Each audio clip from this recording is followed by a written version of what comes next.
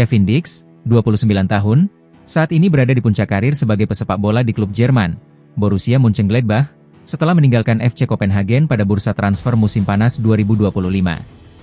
Kepindahannya itu menjadikan Dix pemain timnas Indonesia pertama yang bermain di liga level tertinggi Jerman. Ia baru-baru ini juga mencatatkan sejarah sebagai pemain timnas Indonesia pertama yang mencetak gol di Bundesliga, melalui tendangan penalti ke gawang FC Köln pada 8 November 2025.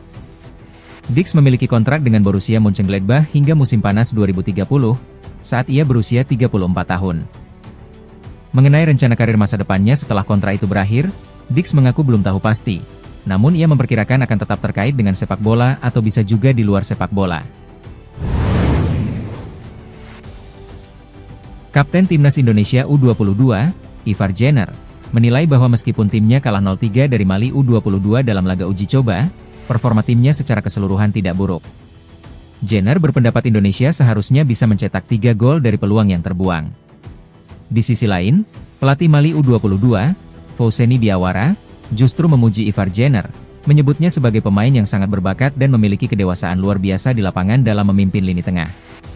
Kekalahan ini menandai 3 kekalahan beruntun bagi timnas Indonesia U22 asuhan Indra Syafri dalam serangkaian uji coba, yang menjadi perhatian serius menjelang persiapan SEA Games 2025. Sebelumnya, mereka kalah 1-2 dan seri 1-1 melawan India U22.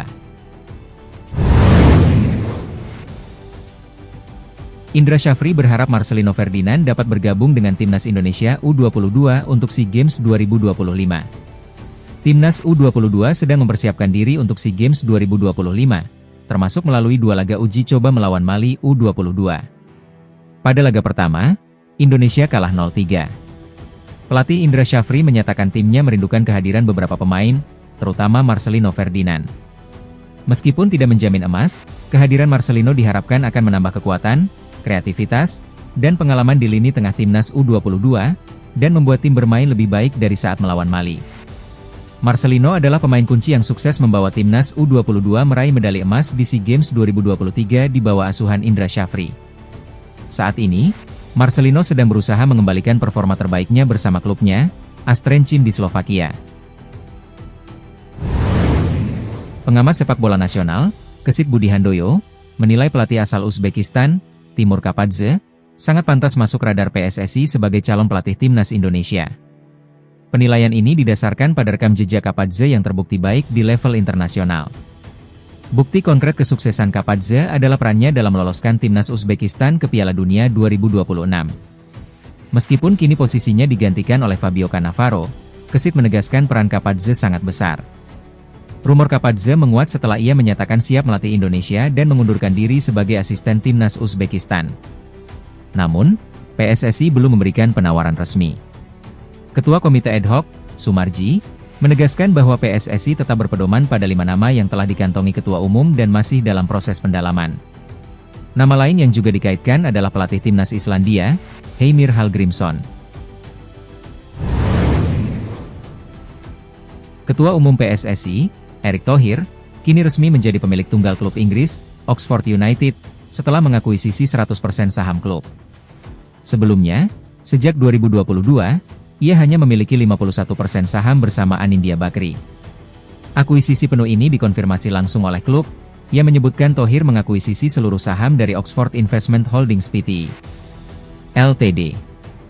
Dengan langkah ini, Direktur Oxford United, Horst Geike, mengundurkan diri.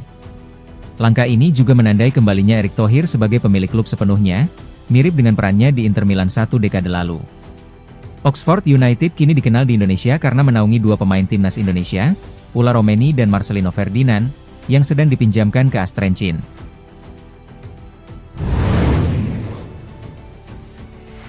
Legenda Barcelona, Gerard Piqué, memberikan dukungannya agar timnas Indonesia suatu saat bisa lolos ke Piala Dunia, meskipun gagal di kualifikasi Piala Dunia 2026.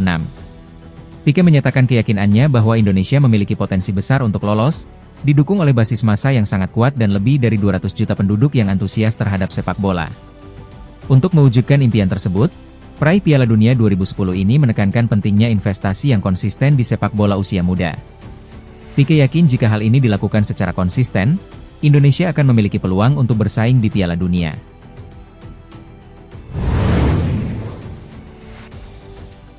Ivar Jenner dipercaya jadi kapten timnas Indonesia U22, peluang lanjut di SEA Games 2025. Gelandang Ivar Jenner ditunjuk sebagai kapten timnas Indonesia U22 dalam laga uji coba melawan Mali U22.